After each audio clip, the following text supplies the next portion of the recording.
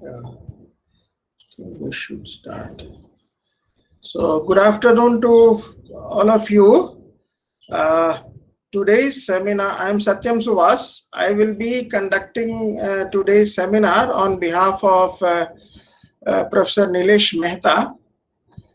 He still shows logged in. That is because his office is taking charge of the network issues. So I think before we begin, I request all of you to mute your mics, and we will have questions after the seminar. So these questions, either if you are unable to ask, you could write and send, or you can raise hands after the seminar, and then we can take the questions one by one. So I think our speaker is here, Dr. Kulkarni is here. So today's seminar is one in the series of Frontiers in Engineering webinar that we decided to have in our INA Bangalore chapter. And today's seminar is on a very important topic, and that is on Himalayan cryosphere, a potential source of disaster under warm climate. This is very important, and recently lots of tragedies have happened in those regions. So Dr. Kulkarni is a real expert in this field, and in fact I suggested Nilesh to have his seminar because I had heard this seminar when he was giving in a Rajbhasha unit's invitation. So it was very informative and educative. So Dr. Kulkarni has been working in this field for a very long time. I will give a very brief introduction of Dr. Kulkarni. He is currently associated with our Divecha Center for Climate Change at Indian Institute of Science as a distinguished scientist, and his glaciology and cryosphere science journey has started in 1979, and his career took shape as a scientist in SAC, and where he served for about 30 years. He is alumnus of University of Roorkee, and later on from Shivaji University, Kolhapur in Maharashtra, also a Commonwealth Fellow at McGill University, Montreal. He has developed large number of remote sensing based models and models that lead to the understanding of Himalayan cryosphere, and his methods were widely used to date to map seasonal snow cover, glaciers, and moraine dammed lakes. At Indian Institute of Science, Dr. Kulkarni and his team has developed a model based on the velocity, slope, and flow laws to estimate the distribution of ice thickness. And the technique has been used to estimate distribution of ice thickness of thousands of Himalayan glaciers and has provided better estimate of glacier stored water.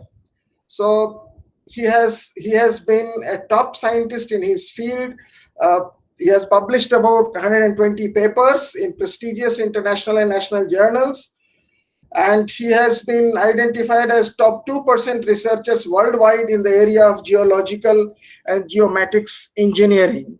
So with this brief introduction of Dr. Kulkarni, may I invite you, sir, to deliver your talk? Please unmute. And thank you. Thank you, Professor Satyam Suvas, for your kind words and introduction. I would also like to thank Professor Mehta for inviting me to deliver this talk, and also to Indian National Academy of Engineers Bangalore chapter for inviting me for talk on this very important topic in these days because of the numerous disaster we experience in Himalayan cryosphere region. I'm also thankful to Govindu, who is organizing this uh, talk. And with these words, I would like to continue with my. So today's topic of my talk is the Himalayan cryosphere, potential source of disasters under the born climate. I hope you are able to see my slides properly. Is there any issue? Uh, can you confirm, Govindu, that everything is fine? Yes, sir. Fine. Please proceed. Okay, thank you very much. So we know that Himalaya is a mountain range which is uh, from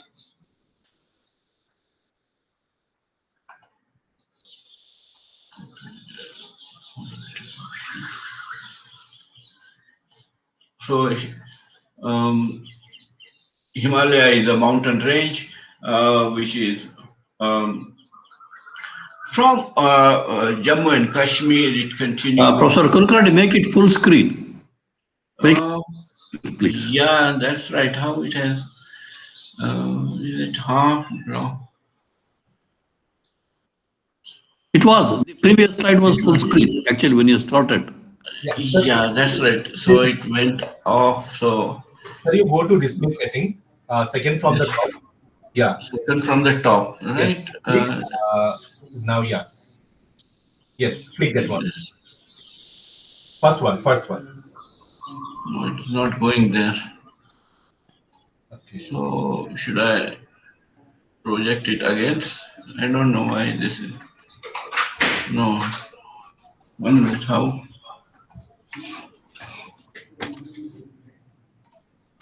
Okay. Okay. Thank you very much. So, Himalayan mountain range has a series of mountains, and the lowest one, which is the Sivalik mountain range, which is not shown here, but it is a southernmost mountain range, and there are no glaciers along these mountain ranges, and there is no cryosphere. But if you move further north, and if you cross the Manali and go further north, you will have another mountain range which is known as Pir Panjal mountain range. Then there's the Great Himalayan mountain range, then Ladakh mountain ranges, and eventually you have a Karakoram mountain range. This is important to understand the geography of these mountain ranges, because as we move on, we will be talking about these mountain ranges quite often. So you know that where they are located and why there is a difference in a cryosphere between these two different areas. Himalaya also has a large concentration of glaciers, and broadly we can divide Himalaya into three major systems, because three major river systems such as Indus, Ganga, and Brahmaputra originates from Himalaya, and they are our estimates, which is carried out at the Major Center for Climate Change, suggests that we have total in this basin approximately 3,236 gigaton water is stored in the form of glaciers in this area. And the highest one you can see is in the Indus River Basin. And after that is the Brahmaputra, and then eventually smallest one is in the Ganga River Basin. So in addition to the Himalayan glaciers, there is also large amount of seasonal snow into the Himalayan region. So you can see it is almost, if when it is at peak during the winter time, it has almost 1.59 million square kilometer area is covered by snow, and there's a large variability of snow cover, because as winter comes, you have almost 85% snow is covered by Himalaya is covered by snow, and when it comes to summer, it's only 10% is covered by. So it is very that is a major source of water for all these three river system, and we should not ignore this source of water. But it is also important for us to understand how much is contribute, because there's a lot of controversies when it comes to understand how much is snow and glacier may contribute into the Himalayan river system. So it depends upon where you are looking for. So let us look at the place from where river Ganga, Indus, and Brahmaputra comes out of mountains. So, for example, if you take the Ganga, which is coming out at Haridwar, or Indus, which is coming out Satluj, or Satluj, which comes out at Bhakra Nangal. So, in an average, so we have almost snow and glacier melt. Almost 60% is contributed by snow and glaciers. In Ganga Basin, it is approximately 20%, and slightly higher in the Brahmaputra Basin, around 25% is contributed. But as we move into the deep mountain, we also have to remember that we have large mountain communities lives in a mountain itself.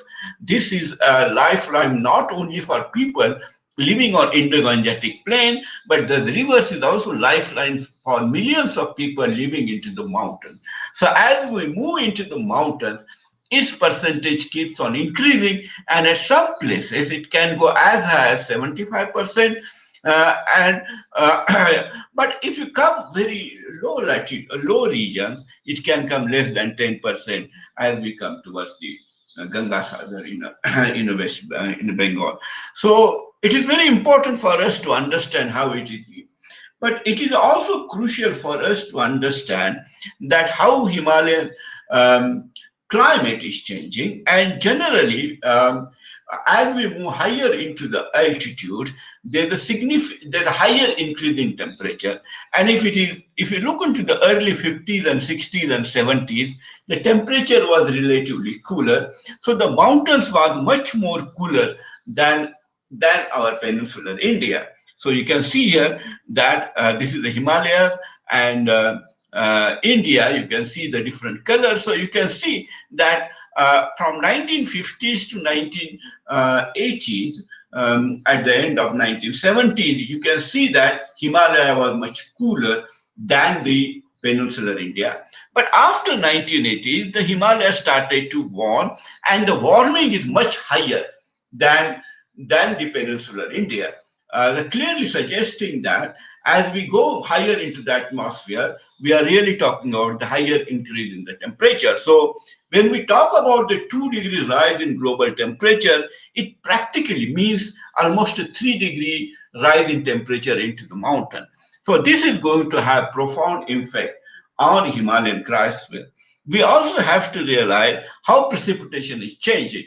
And the precipitation is one of the most unstable parameter. It is so this work, which is done by Indian Institute of Tropical Meteorology, which is from 1951-2015, suggests that western part of the Himalayas, Jammu and Kashmir, and part of Karakoram region in Afghanistan is receiving slightly higher increase in precipitation, but there is a substantial reduction in precipitation is taking place into the eastern side of Himalayas. So it is also very important to understand that some region is giving a higher precipitation, but there's an issue in it. When we say in higher precipitation, in the western Himalayas, you can see that the recent work carried out by this Defense Research and Development Organization suggests that the proportion of rainfall is higher and rainfall proportion is decreasing. So it has a very different effect on cryosphere, because one hand precipitation has gone up, but precipitation in the form of rain has gone up, and precipitation in the form of snow has really decreased. So that all those things are going to have profound effect on Himalayan cryosphere, and we can see it. It is very much there. You can see this is the Pindari Glacier, which is in Uttarakhand. You can see how in 1936 this was a glaciated ice. You can see the huge ice, and that ice has completely gone now, and the glaciers are concentrated only in small part. But glaciers is highly dynamic in nature, and you can see those substantial changes in a few years of time. So you can see here, just keep eye on this particular rock exposure over here. This huge mass of ice, which is here, has completely gone, and the lake is formed there, and this ridge is now completely exposed. So clearly suggesting that it is changes are dramatic in nature is taking place into the Himalayan cryosphere. It is also systematically, if we understand, we can realize see, by and large, if you really look into the glacial retreat, this is giving you retreat, and we have around more than 100 glaciers or 120 glaciers where remote sensing people have gone into the field and collected some information about the glacier terminus and reported the glacial retreat. We are around in mountain range around 120 glaciers for which this information is available. So you can see that now, by and large, glaciers in Western Himalaya, Central Himalaya, and Eastern Himalaya are retreating almost same rate, either minus 14, 15, 16, doesn't make any difference. But it is very important for us to understand there are huge gaps. That means the gap is in Nepal, there are some gaps in Bhutan. So we have to realize that this data is not in that sense incomplete. But if we go to the Karakoram mountain range, which is in much higher altitude, then the rate of retreat is significantly low. Therefore, people call it as a Karakoram anomaly, but I think that luxury will go very quickly and there may not be Karakoram anomaly after some time. We will not go into that part in present discussion, but there's a significant amount of work is being done. Our own work is there to understand the Karakoram anomaly. We also have to understand as temperature and precipitation changing, we have seen the two things. We have seen that temperature is going up much higher than the peninsular India. And in addition to that, precipitation has changed. That means the liquid part of precipitation has increased and solid part of precipitation has decreased. And this has significantly affected the mass loss of the glacier. This work, which is done at the Recha Center by using a unique method where accumulation area ratio method is used. And you can see here, and this mass balance is estimated by thousands of glaciers by using this method, and you can see that approximately 16% total loss of glacial ice in Satluj from for almost 11 years time frame, and then 17% in Beas, 10% in Chandra, 8% in Alaknanda, and 6% in Bhagirathi has taken place. So it is very important for us to understand that cryosphere is changing, but change in cryosphere brings a different risk to the mountain communities. And we are going to talk about those risks as of now. So this is, first we will start the Rishiganga disaster, which has taken place year 2001, 2021, very recently, couple of months and a half back. And this is a picture of the Uttarakhand. You can see Gangotri Glacier is here. Then Naina Devi Glacier is here, and our Rishiganga. This is the Rishiganga valley.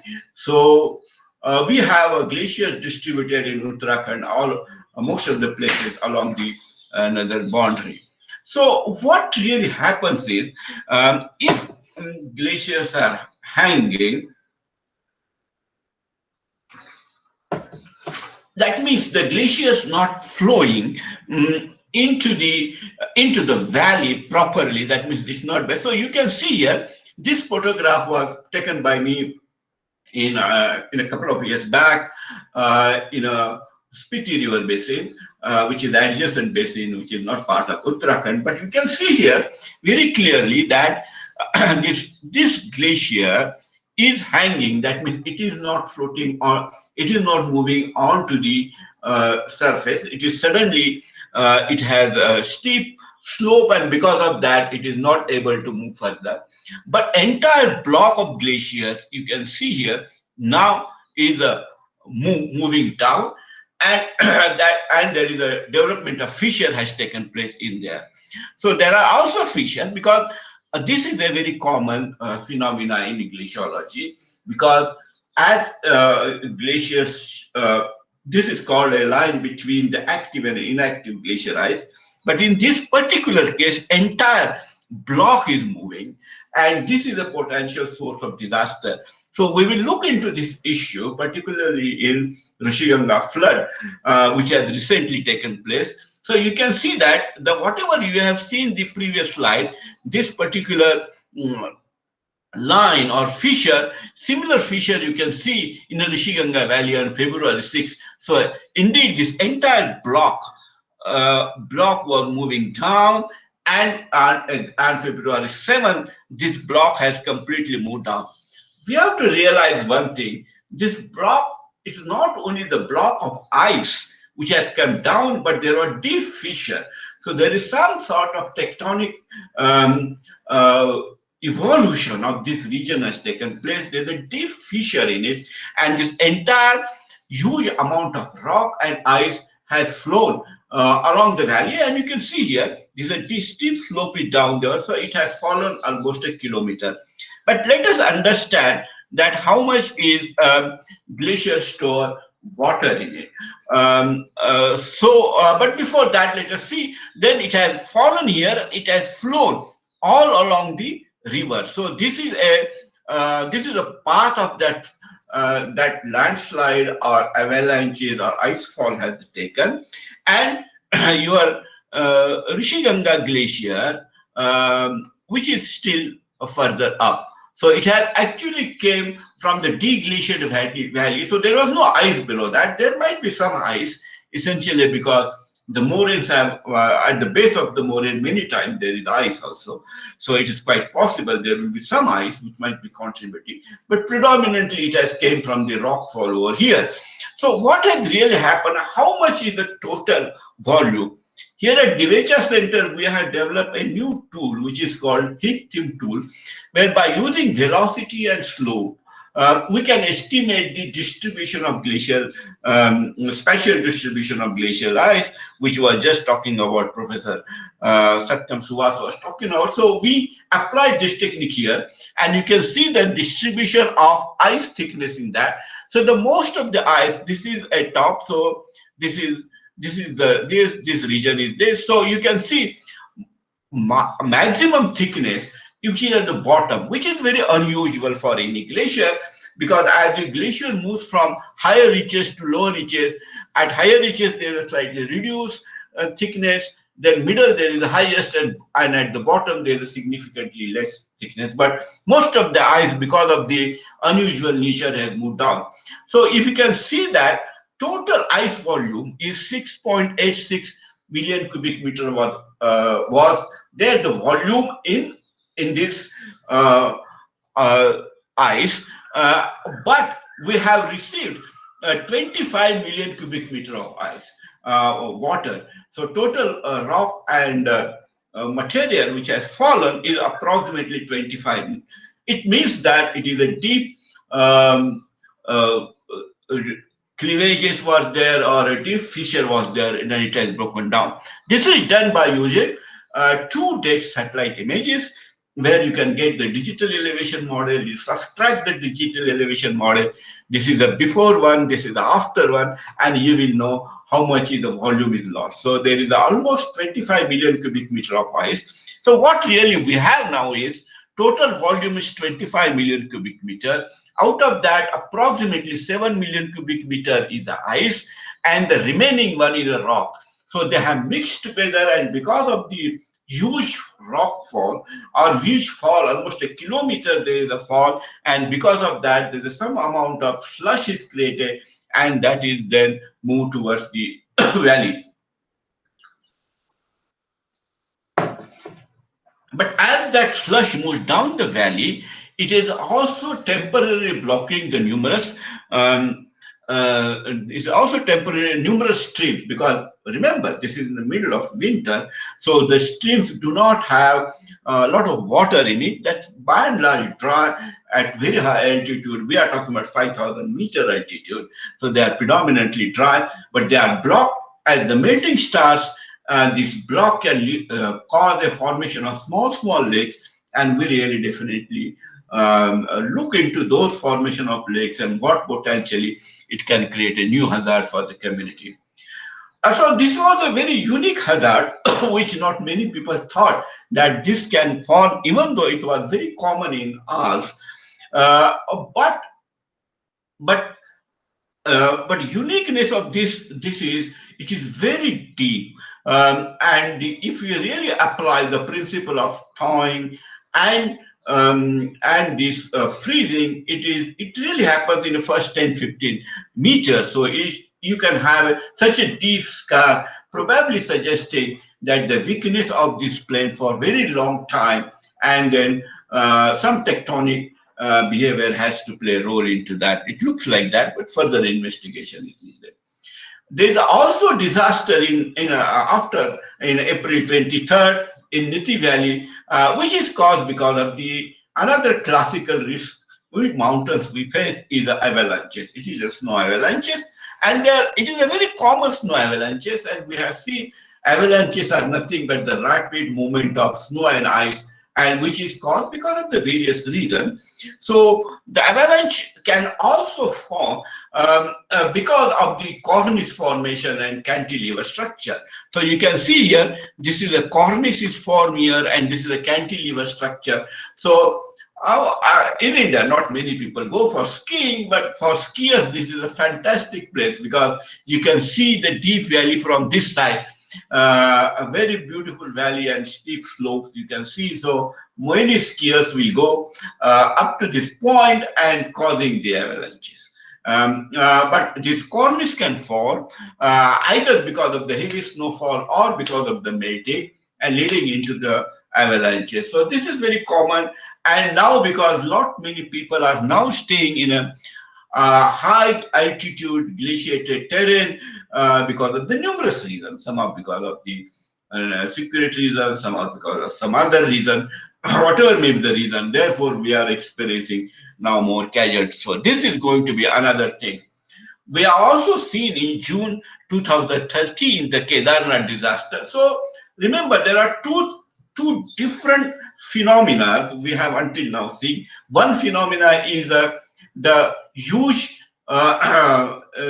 fall of ice and rock has taken place, and which is causing the disaster. Another cause, which is avalanches, where snow has rapidly moved along the slope. There could be various reasons for that, but that has caused the disaster and human tragedy. There's another issue, which is the Kedarnath disaster in 2013. We can see this is picture, which is the before and after. You can see that how most of the township has vanished, and we already know that at that time weather was bad, and there's a lot of snowfall, rainfall was taking place into those regions. This is a satellite picture showing the cloudy on June 17, 2013.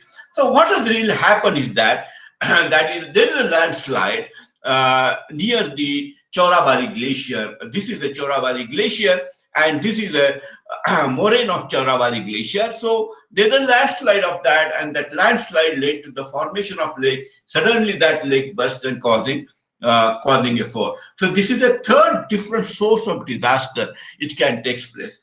And we know the devastating effect of that. We have also seen the devastating effect in Satluj Basin, which is June 26, 2005, where the Parishi Lake was there.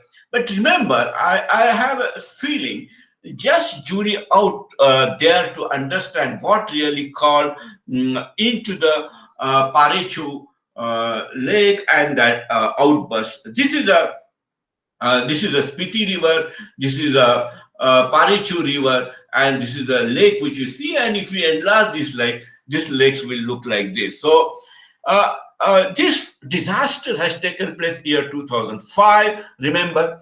But even before that, the satellite images which when I was back then, I was in ISRO, you can see here that satellite images of 2004, May, July, you can see that there was a significant amount of water is stored, and that water is released between July 2 and July 11. But it has not caused the flash flood. So it is very important to understand what has happened in there. If you really look into when the disaster has taken place, and what is the potential source of water for Parichu Lake, you can see that at its maximum the lake was 2,100 meters long. It is 111 meter wide and about 40 meter deep, and 64 million cubic meter of water was stored in it.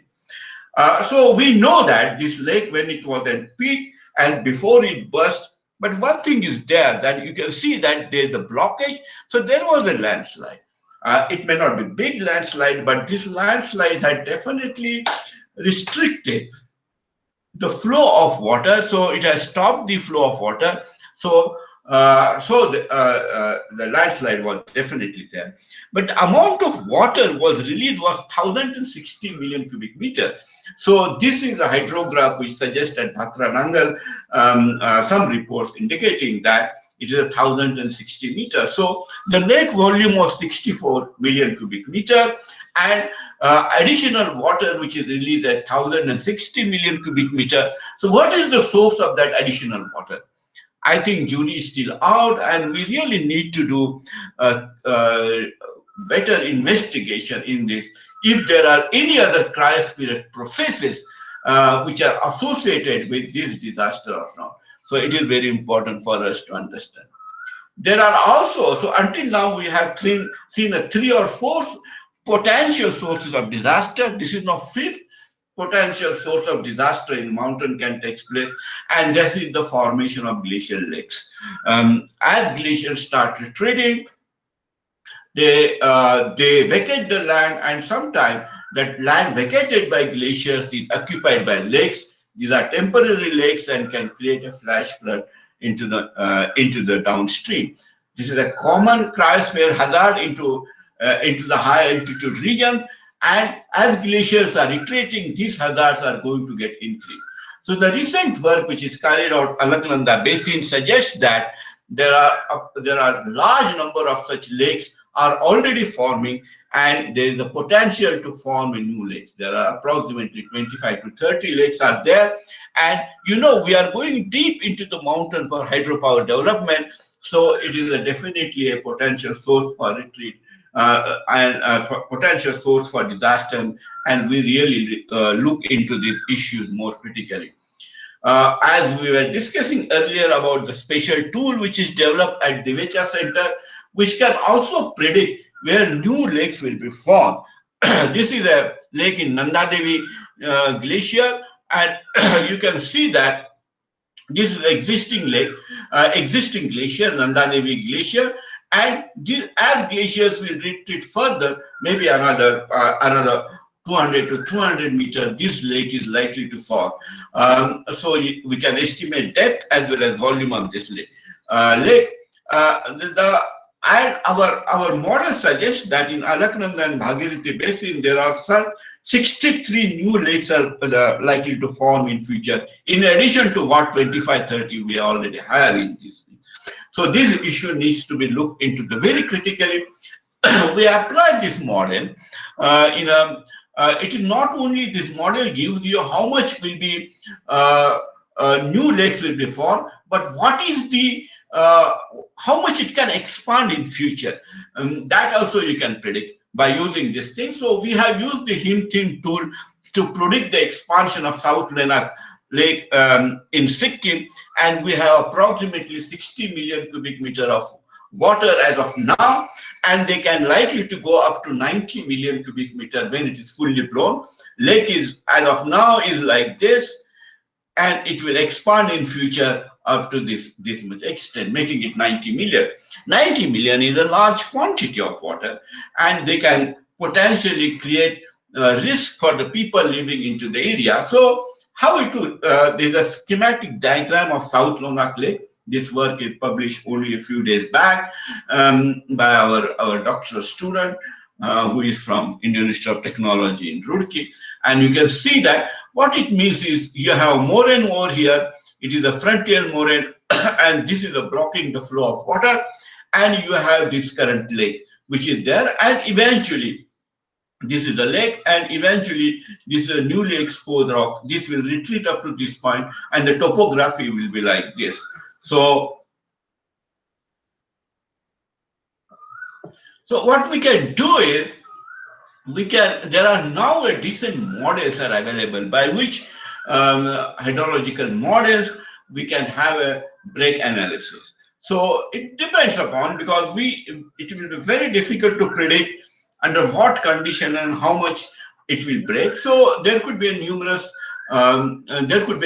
scenarios. We have looked into 3 scenarios. One scenario, if the break channel is at 20 meters, 30 meters, or 40 meters. So how much will be hazard intensity? And hazard intensity is a function of depth and velocity. And you can see that Chungtang village, which is now being developed because of hydropower stations and other things, is the most vulnerable. This is the channel. Under the lowest possible scenario also, most of the region will be under risk. So we really require some sort of mitigation strategy for that. And I'm sure now the study and also previous study in this region has been used by National Disaster Management Agency to develop a mitigation strategy for this area. But that is not only source of risk which communities are going to face. And one of the work which is carried out is based upon the how much glaciers will disappear by middle of century or end of century. So you can use the extreme case scenario here, which has used the RCP 4.5 and the 2050 and 2070. You can see that almost 60% of glaciers may disappear by 2050, and by 2070, almost 66% of glaciers will disappear. What it means to the people who are living into the mountain. So you can see that in a cameo village in a Spiti Basin, which has a small glacier. So you can see this is a cameo village, and if you take a walk and you go walk like this, and then you have this cameo village, which is hardly 1 kilometer away, and the water is water is brought into this village. Remember, these villages are very prosperous, essentially because they even though the agriculture land is very small, but they generate a seed grade, whether it is numerous product which are in high value because these are not polluted regions. So they produce agriculture which is a very high quality and which is a very high demand. And it's a seed grade food production is there, and because of that it is in demand. So this is very prosperous villages, and you can see the infrastructure there. Infrastructure is really very weak. That means the water is coming, some stones are used to divert the water, and it is used for a small agriculture. These are small villages, but the communities are there. They are thriving and prosperous communities, and we now require a significant amount of investment to provide them water.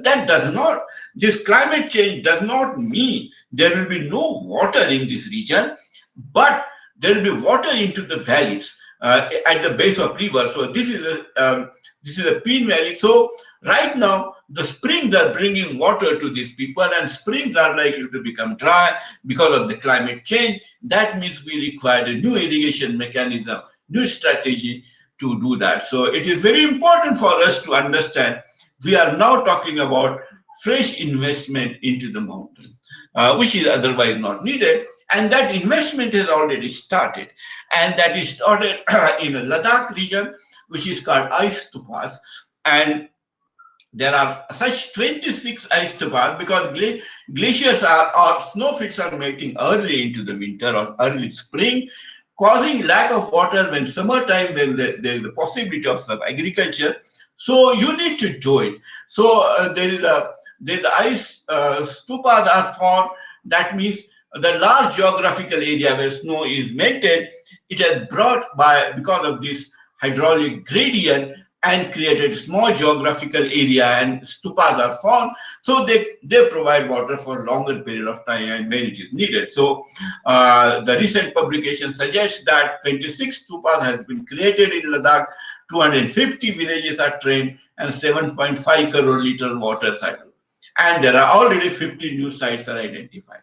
So remember that the mountains are changing, and we have to be very innovative and always think out of box how to make these people life more secure, as well as it is also important for us that it can create a very different set of issues on a national and international scale. So let us look into this issue also for another couple of minutes before I wrap up my presentation. If you look into the vulnerability of river, this is a work which is very recently published in Nature and I was part of this international community to study this thing, is you can see this is a global river system, and most vulnerable basins are in Asia, and the two river basins, Ganga and Brahmaputra, are not that much vulnerable, but Indus is highly vulnerable. What it means is that Indus Basin is, as we have seen, 60% of water for coming from snow and glacier, and then there is we are lucky to have a treaty between India and Pakistan how to share this water, but there is no treaty with China on these issues. But there is a definite way of doing that, how to share this water. But there is an issue on that, issue in that by the end of century, if we use the RCP 8.5, which is the extreme case scenario, our model suggests that, because we know that Indus Basin has two major blocks. One block is the eastern block and another is the western block. The western block has a huge glaciated area, and eastern block is a less glaciated area, and eastern block is completely allotted to India, and western is completely allotted to Pakistan. So even in extreme case scenario, 85 by end of century, 85% of glaciers will be lost from eastern river basin, or the river basins which are allotted to India, and 37% will be lost in a western river basin.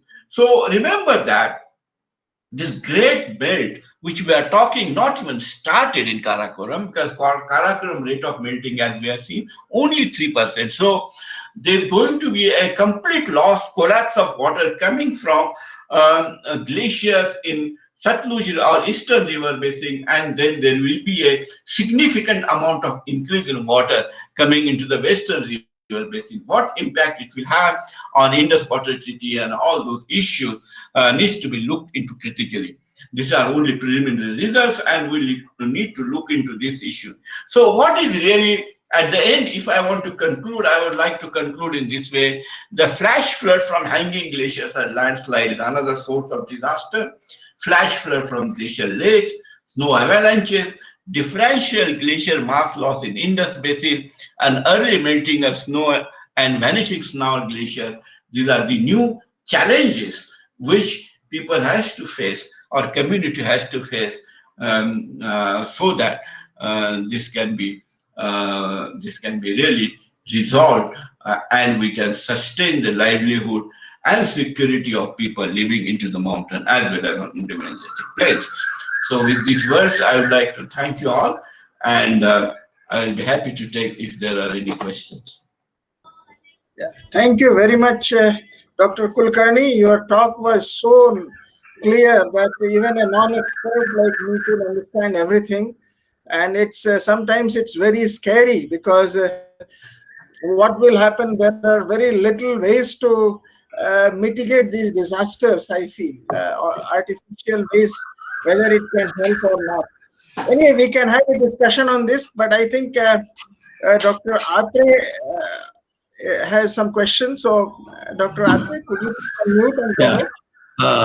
Professor Kulkarni, what you have presented, I have heard part of it when I was in DRDO looking at SASE and how the avalanche prediction was going on. My question is, suppose let's assume that the countries have been able to look at the global warming and do everything by 2050 to keep the temperature to no more than 1.5 degrees. What would happen to these glaciers? Will they recover? Will they get formed? See, if you presume that global temperature rise is 1.5 degrees Celsius, it means in mountain it is around 2 to 2.2 degree rise in temperature. Remember, there is always slightly higher temperature rise into the mountain. It's possible that if we have 2 degree, it's possible now if you for us to model and understand which glaciers will disappear or which glaciers will have reduced area. But there will be glaciers with 2 degree rise in temperature in Himalayas. There will be some glaciers which will be able to sustain, but mm, but expansion of glaciers is very unlikely to happen unless we really bring back temperature to the 70s or 80s, and which is very a tall order as of now, I think. But some glaciers which are located very high altitude regions, that can be conserved if we cap it. But there are ways by which we can estimate it now, because modeling technique have really gone substantially higher for us to make such assessment. Also, it is possible. In other words, it's a irreversible phenomenon. Yeah, if 2 degree rise in temperature, some amount of shrinking in glacier areas and some small glaciers will be definitely gone. There is no way we can conserve those glaciers unless we have keen interest in one or two glaciers where we can invest a lot of money and try to save it. Is a different story. But predominantly, 2 degree rise will have a significant amount of small glaciated area, and many glaciers in low altitude will be definitely gone. As of today's modeling, unless something changes in a precipitation path. Yeah, fair enough, fair enough. One related question, nothing to do with the glaciers. And for a long time, as I said, we were also involved in looking at avalanche monitoring. And Correct. I had built geophones, which were embedded embedded somewhere in the Bojwasa area and other things to the monitoring. How well are we doing in avalanche prediction in India, in your opinions? If avalanche prediction is a fairly no, we have really good skill when it comes to, because I was aware that when you were looking after DRDO, I was quite active in SASE, so probably you are aware of that. So Yes, we yes. built their English remote sensing program in SASE. So the skill in avalanche forecasting is a quite good in my opinion if in a region where they have invested their resources. That means the region which is of their requirement of interest, where they have very good estimates about the snowfall, very good estimates about the weather parameters, and they have modeled the terrain. If you are able to model the terrain properly about the topography and numerous other things, and then it is possible. I think that is a fairly good skill we have, but that information is very difficult to come from many other regions. So unless we really expand it much more bigger way, is also So, an has to issue. ask one last question.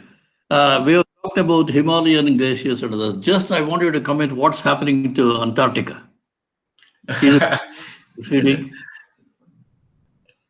Antarctica is also there's also but Arctic is anyway losing ice quite significantly. In Yeah, yeah. Antarctica is also not yet significantly contributing in sea rise, other thing, but there are modeling suggesting that they will start contributing sooner than later. So that is still there are many Antarctica regions are still stable, but how it is going to happen in future temperature change will really going to affect that. Thank you. Thank you. Thank you, Dr. Atle, for your kind intervention. Yeah, I think I have a question, Dr. Kulkarni. You suggested that these disaster mitigation strategies have to be implemented in those villages which are in the valleys, right? So, but don't you think that it will adversely affect the climate there as well? Because any artificial construction or anything that is done artificially is playing with the natural course of the nature. So it may have an effect, or it will accelerate the deterioration. No, what is we have to be our intervention has to be in such a fashion. We have already altered the weather and climate of those regions, and because of that, the communities are started to feel pinch, and their water security or their needs are not met. So some sort of interventions are needed. It is not necessary that all intervention demands huge structure or any other thing. If you really look into the intervention, which is about Ice Stupa, which is the minimum in nature, only it is doing is whatever is melting in a springtime or a late winter time is by without any other additional thing. That means creating certain amount of smart structure, which is temporary. That Ice Stupa itself is a structure. There is no other structure in that. We are able to provide water to the community. How it will affect the climate and whether Ice Stupa is applicable in other parts of Himalaya is a $1 million question, and we really need to study this much more critically to understand it. It might affect the local climate, the microclimate around that. How that microclimate change is going to affect the overall climate of the region, we needs to study more critically. Yeah. Thank you, Dr. Kulkarni. I think there are not many questions. I think I don't see any other question. So I must thank you for this such a nice enlightening lecture. I think your passion for Himalayan glacier started from your stay in Roorkee. I think that's right. Close to that in very early age, and I think I'm very clear that it has grown further and further. And maybe once things become normal, I have many things to discuss. We will meet sometime in person and discuss. I have seen you in Prakriti, but that time I didn't know your expertise so well. So thank you very much. And I think if there are no other questions, I think Ajanta Goswami has raised his hand, maybe. Okay. I couldn't see it. So maybe you can unmute and go ahead. Ajanta, you can. Yeah, Ajanta Goswami. Yeah, please go ahead. Yes, sir. Very nice presentation, is very informative also. So, my question is, already you have actually explained it very nicely. So there are, I think, no question at all. But yeah, one question that my concern is, like in Rainy Village, you have shown two cases. One is with the incidents which took place on 7th of February. And the second one, the snow avalanche, which took place near Niti area. So, what exactly are the research questions or problems lying there which we need to study in future? If you, yeah, these are two very different phenomena. Okay, one which is taken in a Niti village, and another which is taken in a Rishiganga Valley. Yes. Right. So Niti village is a classical avalanche issue. That means that the region has experienced some snowfall. So and because of snowfall, there is a sudden movement of snow. So what we require to do is we require the terrain modeling there. That means we should model terrain topography as well as the past history of avalanches in those regions, which we can get it once when the region is cleared of snow. And then by using certain modeling technique, if we know the standing snow is above threshold value, the region is going to experience the avalanches. So this is possible. This is possible to model. So that is one question it can become is is the terrain modeling, and then the additional input on that is the snow, how much it can sustain, and then when avalanches is likely to place. Is the one issue. The second issue, the technical second research question is on Rishiganga is much complex. It means we need to somehow monitor all hanging glaciers. Until now, if you see that we are not monitoring the hanging glaciers. Most of the glaciers we are monitoring is the valley glaciers, right? Yes, So there is not many. So we need to monitor the hanging glaciers and then understand its potential for a flash flood, because we know it can also in middle of winter, if it fall is almost a kilometer or 1.5 kilometer, it is quite possible there's enough energy in it to create a slush and melt it. So we required another question about the hanging glaciers, mapping of hanging glacier, estimating its volume of ice, and how likely to be a fall based upon the terrain mapping. So I think these two different questions and two different modeling technique has to be applied in this. yes. Thank you, sir. So I hope, yeah, in future both of us can take up some problem, because IIT Roorkee is your alma mater. So here we can take up Yes. some problem with your guidance. Yeah, it's always pleasure to work in IIT Roorkee. I know you. I enjoy going there all the time. Sure, definitely we'll talk. Thank you, Yeah, sir. further. Are there any other questions? Otherwise, we will close the session now.